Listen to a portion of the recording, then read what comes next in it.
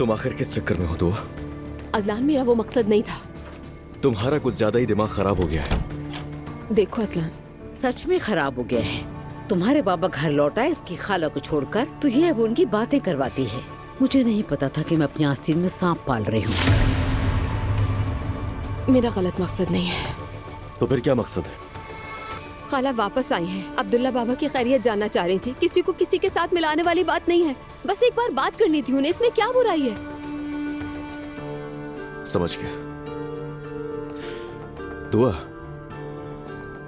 अम्मी ने जो कुछ तुम्हारे बारे में कहा वो सही था।